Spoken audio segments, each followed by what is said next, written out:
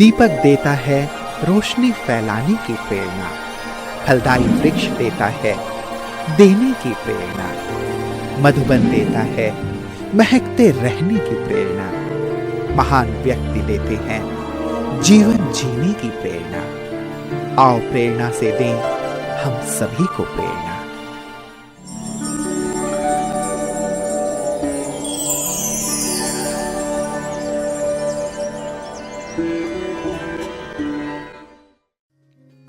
सागर जिले में स्थित बीना एक तहसील है। बीना मुख्य रूप से ऑयल रिफाइनरी के लिए प्रसिद्ध है। बीना ब्रह्मा कुमारी ईश्वरीय विश्वविद्यालय की मुख्य संचालिका है राजयोगिनी सरोज दीदी जी। आपका जन्म 1957 में यूपी के आगरा में हुआ। बचपन से आप दुर्गा मां और शिव जी की विशेष भक्तिन रही। आप सहनशीलता, मधुरता, रमणीकता, सरलता, मिलनसारिता आदि दिव्य गुणों से भरपूर है। सत्य की खोज में 1972 में आपको ईश्वरीय ज्ञान की प्राप्ति हुई और 1974 में आपने अव्यक्त बाप दादा से मुख्यालय में मिलन मुलाकात की। बाप दादा से प्रेरणा लेकर 1975 में आपने अपना जीवन ईश्वरी सेवा में समर्पित कर दिया। तब से आगरा, हाथरस, ग्वालियर, झांसी, सागर, बैतूल आदि स्थानों पर अपनी सेवाएं प्रदान कर 1990 से बीना में स्थायी रूप से सेवाएं प्रदान कर रही हैं। जन जन को ईश्वरीय संदेश देते हुए आपने अनेक कार्यक्रमों का आयोजन किया। दीदी जी के नेतृत्व में 500 से भी अधिक विद्यार्थी अपने जीवन को ज्ञान योग से परिपूर्ण कर खुशनुमा बना रहे हैं।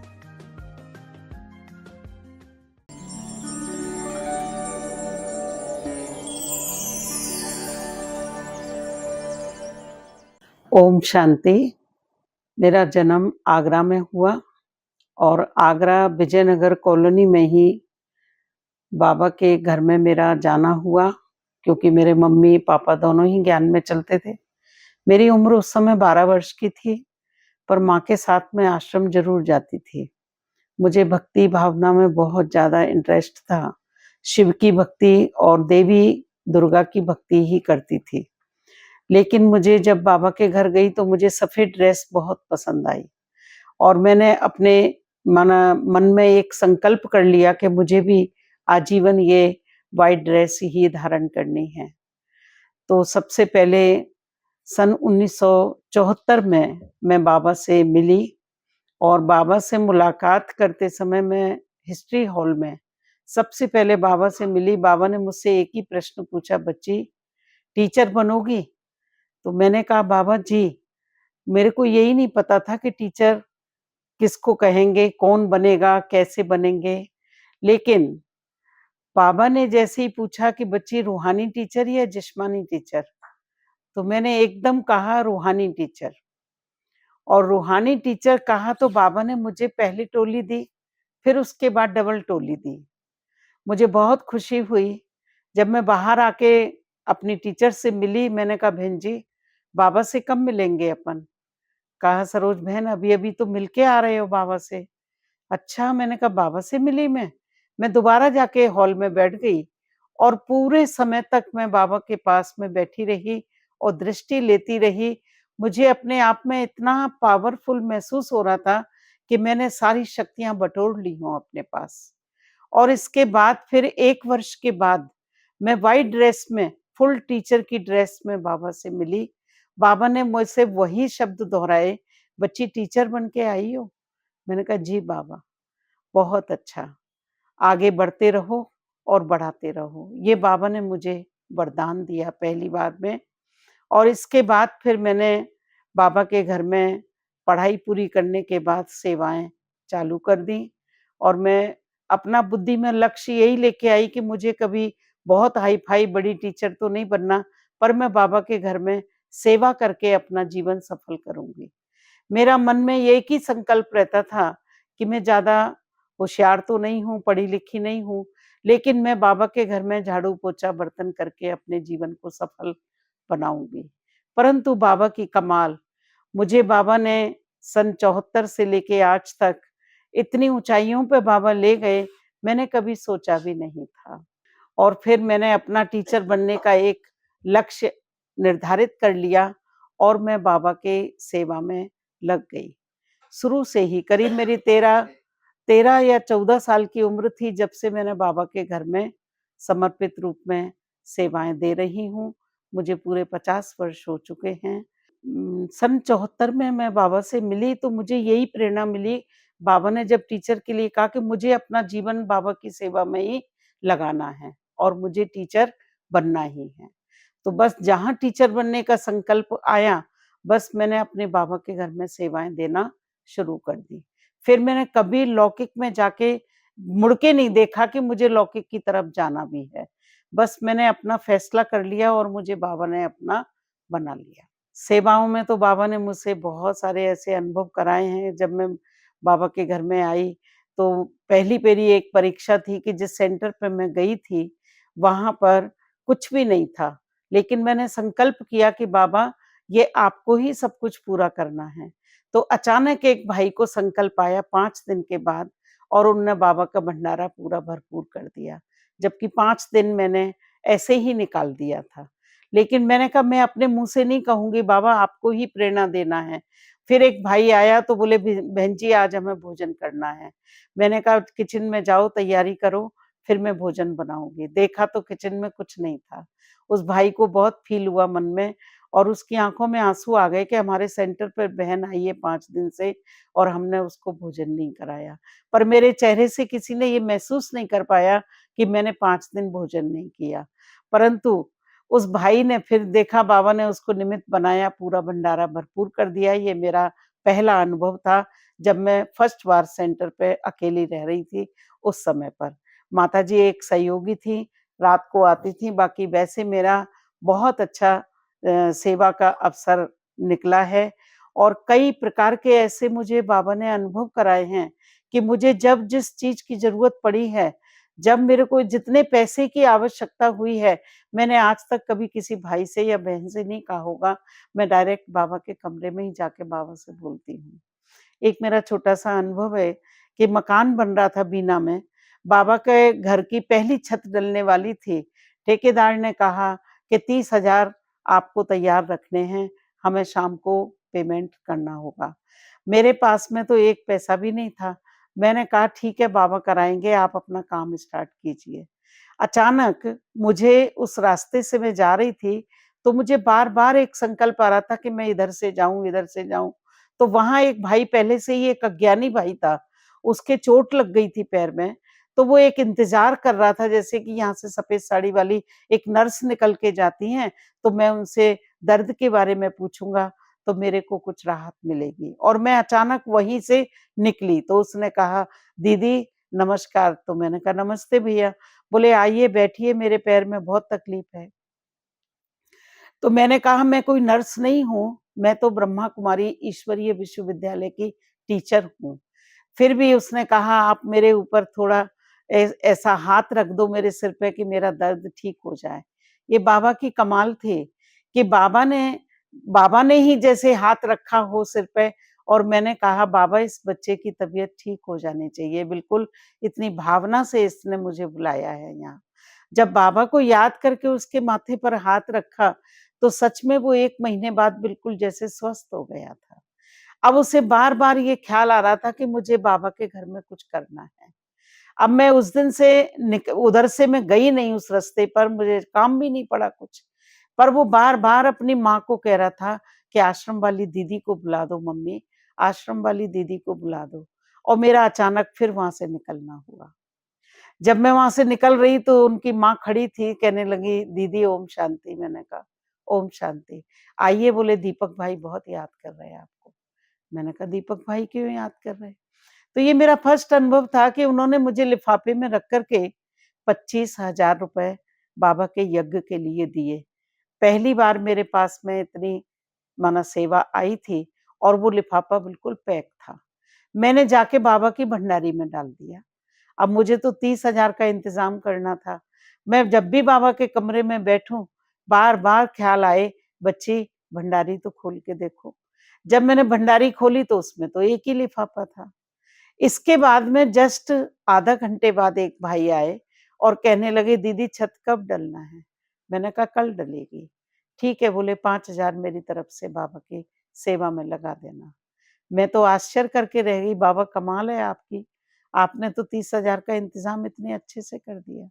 ऐसे मेरे उस भवन को बनाने में बहुत सारे ऐसे अनुभव हुए कि मेरा बाबा ने जो कार्य किया और दूसरे को देख करके इतना आश्चर्य करते थे कि ये भवन धड़ाधड़ बनता कैसे चला जा रहा है, इतने इतने जिज्ञासु भी नहीं है, सेवाएं इतनी कहाँ से आ रही, कहाँ से धन आ रहा, ये तो भगवान जाने और भगवान की भंडारी जाने। पर मैंने जब जब संकल्प किया तब तब बाबा ने भंडारी को भर दिया और आज तक इतनी भरपूर है कि भंडारा हमेशा ही भरपूर रहता है। और दूसरा मेरा एक अनुभव रहा था कि मैं एक बार स्टेशन पे गई, तो सफर करते समय मेरे छोटी बहन ने मुझसे इशारा दिया, दीदी आप जल्दबाजी बहुत करती हो, ट्रेन को चलती ट्रेन में नहीं चढ़ना। मैंने कहा नहीं, मैं चलती ट्रेन में नहीं चढ़ूंगी। फिर भी ट्रेन छूट गई और जैसे ही छूटी तो मैंने वही काम किया कि मैंने चलती ट्रेन में चढ़ने की कोशिश की। पकड़ तो लिया मैंने ट्रेन के डंडे को, लेकिन मेरे हाथ से छूट गए और मैं गिर गई। गिर गई तो मेरे बहुत चोट लगी सिर में और मेरी पीठ में, बहुत दर्द था। पर मुझे दूसरे ही दिन माउंट आबू आना था। 18 जनवरी पे बाबा से मुलाकात करनी थी। एक बार मैंने क्लास में ऐसे ही अनुभव सुना था, तो उन्होंने बताया कि बाबा हमारा सिविल सर्जन है, हमारी दवाइयाँ करता है, हमें ठीक कर देता है। तो मेरे मन में ये संकल्प था कि मुझे कोई दवाई नहीं खाना है, 1 रुपए की भी, बाबा ही मुझे ठीक करेंगे। जब मैं 17 तारीख को बाबा के घर पहुंची और 18 जनवरी को बाबा से मुलाकात की, तो मैंने बाबा जिस समय दृष्टि दे रहे थे, उसी समय मैंने बाबा से संकल्प किया। मैंने, बाबा आप तो मेरे सिविल सर्जन हो, आप मेरा दर्द बिल्कुल ठीक कर दो। आप विश्वास नहीं करेंगे, मुझे ये ऐसा आभास हुआ कि जैसे बाबा ने मेरे सिर से लेके पीछे पीठ तक जैसे मलहम लगाया हो, और वो दर्द मेरे को आज तक नहीं हुआ कभी भी, और मैं बिल्कुल स्वस्थ हो गई। पर मेरे हाथ की 2 उँगलियों में हल्का-हल्का दर्द था। तो मैं फिर नीचे शांति वन में ही थी, तपस्या धाम में गई। मैंने बाबा से कहा, बाबा मेरे पीठ का और सिर का दर्द तो बिल्कुल ठीक हो गया, पर उँगलियों का दर्द क्यों नहीं ठीक हुआ? बाबा मेरी उँगलियाँ भी तो ठीक होनी चाहिए। तो जस्ट बाबा ने जैसे प्रेरणा दी कि बच्ची, डॉक्टर को जितना बताएँगे उतना ही तो ट्रीटमेंट मिलेगा। तो मुझे आश्चर्य लगा कि सॉरी बाबा, मेरी गलती थी जो मैंने आपको उँगलियों के बारे में तो बताया ही नहीं। तो कहने का तात्पर्य ये है कि बाबा ने कदम-कदम पर हमारी बहुत मदद की है और बाबा हमें अपनी पलकों पर बिठा कर के हमसे सेवाएँ ले रहा है। सेवा करते-करते 50 वर्ष पूरे हो रहे हैं, लेकिन कभी भी हमें किसी कठिनाई का सामना नहीं करना पड़ा और बड़े सरल स्वभाव से हमारा जीवन चल रहा है और जीवन चलता रहेगा बाबा की सेवा में। मेरा बड़ी दादी जी के साथ ज़्यादा कनेक्शन रहा, प्रकाशमणि दादी जी के साथ में। अक्सर मुझे जब भोपाल ज़ोन के अंदर दादियाँ आती थीं, तो मुझे भोजन बनाने का एक अवसर मिलता था। पूरे ज़ोन में मेरी ही ड्यूटी लगती थी। मुझे दादियों को भोजन खिलाना है, बनाना है बड़े प्यार से, और फिर मैं बा दादियों की सेवा भी करती थी। क्योंकि मेरा जिगरी स्नेह था अंदर से, मैं कहती जितना दादी के नज़दीक रहूँगी मुझे उतनी पावर मिलेगी। मैं कोई न कोई बहाना करके दादी जी के पास पहुँच जाती थी। और दादी जी को मेरा हाथ का बना हुआ भोजन बहुत पसंद था। चाहे गुलजार दादी जी आईं, जानकी दादी जी आईं, बड़ी दादी जी आईं, भोपाल ज़ोन में जब भी हमारे यहाँ दादियाँ आती थीं, तो भोजन बनाने का एक शुभ अवसर मेरे ही निमित्त था। और उस भोजन में कितने प्रकार की बाबा ने जैसे ताकत भरी थी, और मुझे ये शुभ अवसर मिलता था कि जब भी मौका मिलता मैं दादी जी के पास बैठती और दादी बड़े प्यार से मेरी माना जैसे बातें सुनती और सुन कर के मुझे बहुत अच्छी-अच्छी माना शक्तिशाली, माना प्रभावशाली बातें सुना करके मैं एकदम गदगद हो जाती थी। और जब भी मौका मिलता मैं छोड़ती नहीं थी, मैं दादी जी के पास ज़रूर चली जाती। और मोहिनी बहन जी थी साथ में, तो मोहिनी बहन कहती, "सरोज बहन आ गई?" मैंने कहा, "जी, दीदी मुझे सेवा करना है।" तो बोले, "ठीक है, बैठ जाओ।" तो इस प्रकार से मेरे को बाबा ने बहुत अच्छा अनुभव कराया।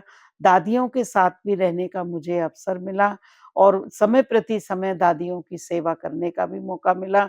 बहुत अच्छा समय व्यतीत हुआ मेरा। अवधेश बहन जी हमारी बहुत माना जैसे प्रभावशाली दीदी हैं और मेरा जो ब्रह्मा कुमारी बनने का जो उद्देश्य था, मेरी टीचर अवधेश दीदी ही रही हैं। उन्होंने ही मुझे कोर्स कराया और उन्हीं को देख कर के मैंने प्रेरणा ली आगे बढ़ने की और आज तक वो हमारी बड़े प्यार से पालना कर रही हैं और जब भी हमें कोई सेवा का अवसर मिलता है, आदेश मिलता है, तो हम अपनी मातृ शक्ति के रूप में माना अवधेश दीदी को देखते हैं और माँ जैसा प्यार दे कर के, माँ जैसी पालना करती है हमारी वो और हम उनकी हर बात को सहज स्वीकार कर लेते हैं। कभी भी हमें ये नहीं लगता कि बड़ी दीदी ने हमारे को ऐसा क्यों कहा या ऐसा हमें नहीं करना चाहिए। नहीं, दीदी जी को अंग-संग रह कर के हमें बहुत समय मिला। मैं करीब 10 साल दीदी के साथ रही और मुझे बहुत अच्छे-अच्छे अनुभव हुए। अवधेश दीदी हमारी एक माँ के समान है, जो हमारी बड़े प्यार से, स्नेह से पालना करती हैं और पालना करते-करते सहज भाव से हमें आगे बढ़ा भी रही हैं और बढ़ाती रहेंगी। बीना में जब मैं गई थी तो वहाँ कोई सेवा नहीं थी, केवल 1 भाई और 2 माताएँ आती थीं। परंतु मेरा मन नहीं लगता था, मैं बार-बार सोचती थी कि बाबा यहाँ कैसे सेवा होगी?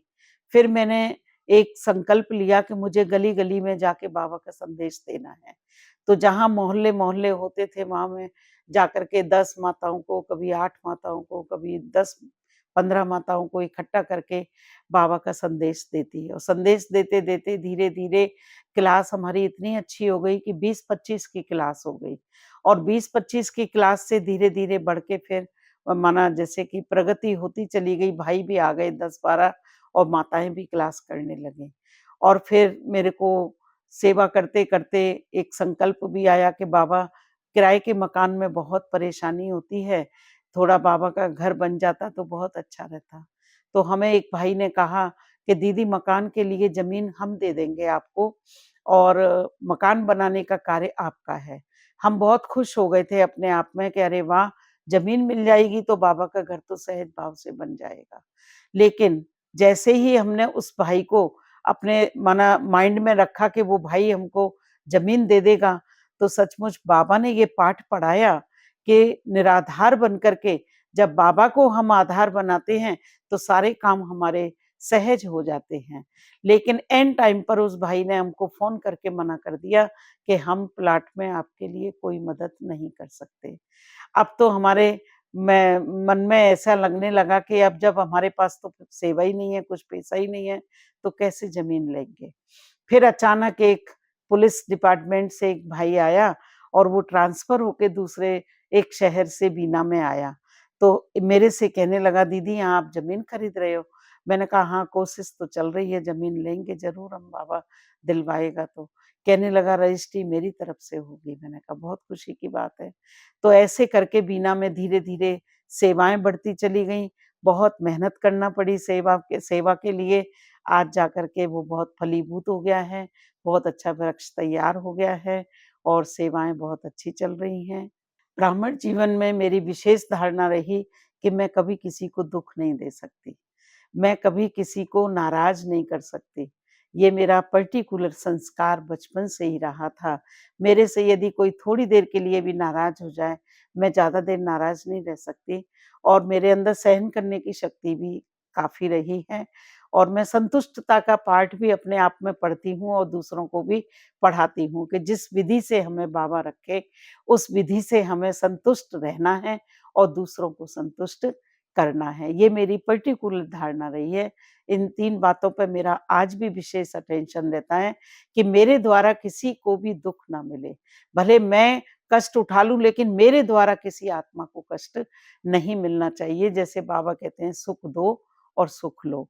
तो मेरी ये पर्सनल मेरी धारणा रहती है कि मैं मेरे साथ में जो बहनें भी रहती हैं, मैं उनके आगे भी कभी-कभी तो हर बात को मानने के लिए तैयार हो जाती हूँ और सहज भाव से सरलता का गुण भी है और सरलता के कारण आज बाबा ने मुझे बहुत आगे बढ़ा दिया है। वर्तमान समय हमारा अव्यक्त स्थिति को बनाने का पुरुषार्थ चल रहा है कि जितना हो सके उतना बाबा कहते बच्चे 8 घंटे मेरी सेवा करो, 8 घंटे मुझे याद करो। तो अधिक से अधिक समय हमारा बाबा की याद में निकले, फरिश्ता स्वरूप की स्थिति का अनुभव करें और उसमें भी हम आगे बढ़ते जाएं। यही विशेष पुरुषार्थ चल रहा है कि हमारा योग का चार्ट सबसे अच्छे से अच्छा रहे। जब योग का चार्ट अच्छा होगा तो सारी सेवाएं सहज हो जाती। अंतिम समय की सूक्ष्म तैयारियां हैं, हर स्थिति में अपने आप को सेफ रखना और लगाव मुक्त होना, ना सेंटर से, ना किसी व्यक्ति विशेष से, ना किसी साधन से। हमारा किसी से भी अटैचमेंट नहीं होना चाहिए और मैं अपने आप में इस बात को चेक करती हूँ, मेरा किसी से भी अटैचमेंट नहीं है। आज मुझे बाबा बुलाए, मैं सहज भाव से 1 सेकंड में चलने को तैयार हूँ। ब्राह्मण भाई-बहनों के लिए विशेष संदेश है कि बाबा ने जो हमको शिक्षाएँ दी हैं, उनको प्रैक्टिकल अपनी लाइफ में हर चीज़ का अनुभव करें और जब अनुभव करते हैं, तो हमें उन्हीं अनुभूतियों के आधार से हम दूसरों को भी आगे बढ़ा सकते हैं। इसलिए बाबा हमें जो शिक्षाएँ देते हैं, उन शिक्षाओं को हमें प्रैक्टिकल जीवन में अनुभव करना है और जब तक हम अनुभवी नहीं बनते हैं, तब तक हम दूसरों को देने में असमर्थ रहते हैं। क्योंकि जैसे हमने शक्कर का प्रयोग किया है, तो मिठास हमें मालूम है कितनी अच्छी है, तो हम देखने से नहीं कर सकते परंतु उसका प्रैक्टिकल अनुभव बता सकते हैं। ठीक इसी प्रकार से हर गुण की, हर शक्ति की जब अपने जीवन में हम अनुभव करते हैं, अनुभवी मूर्त बन के हम दूसरों को भी अनुभवी बना सकते हैं। यही ब्राह्मण परिवार के लिए हमारी शुभकामनाएँ। ओम शांति।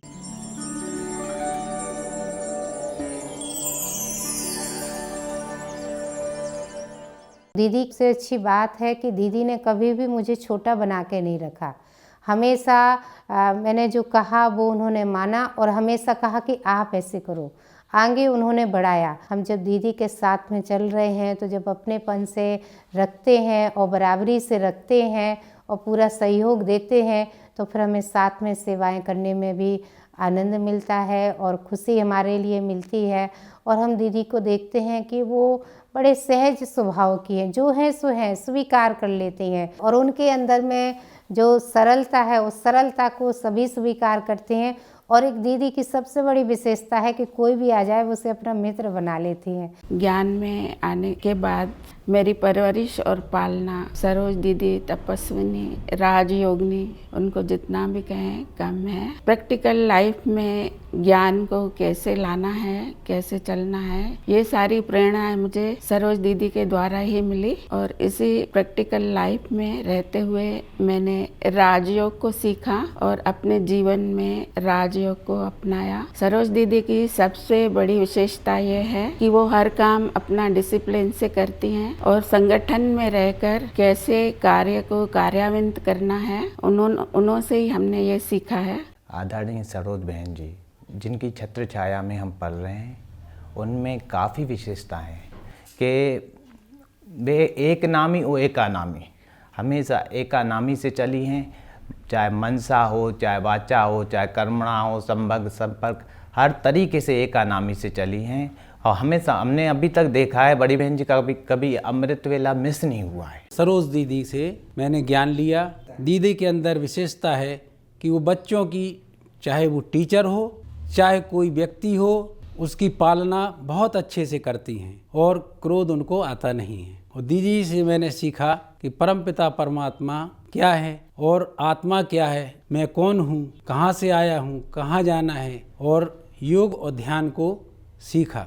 आदरणीय सरोज दीदी, बहुत बाल्यकाल से ही उनके पास हम रहे हैं और उन्हों से हमें बहुत कुछ सीखने को मिला। सबसे अच्छी विशेषता उनकी जो हमें लगी कि जब भी हम उनके पास बैठते हैं, कोई भी बात होती है तो बहुत अच्छे से हम जैसे एक अपने मित्र के पास बैठ कर के हम बताते हैं और हमारा मस्तिष्क हल्का होता है। वो उदार दिल बहुत है। उदारता से वो हर एक बात समझाते भी हैं और आगे अच्छा कार्य करने की प्रेरणा भी देती हैं। और आगे बढ़ाने का जो उन्हों का लक्ष्य होता है कि किसी की कमी को ना देखते हुए हर एक की कमी को विशेषता में कैसे परिवर्तन करना है, वो भी उन्हों के अंदर बहुत अच्छी विशेषता है। मेरी राजयोगिनी बहन जी सरोज बहन जी हैं, जो हमारी बड़ी बहन जी हैं, वो हम लोगों को बहुत अच्छी तरह से ज्ञान की बातें सुनाती हैं, हमेशा प्रेरित करती हैं, कोई भी और सेवा करने के लिए भी उत्साहित करती हैं हमेशा। और यदि हम लोग कभी मान लो आ नहीं पाते, अटेंड हो जाते हैं, तो फ़ोन लगा के भी हम लोगों को बुलाती हैं हमेशा। दीदी एक तो इतनी विशेषता यह है कि इतनी वृद्ध इतनी होने के बाद भी एक्टिव हमेशा बनी रहती हैं।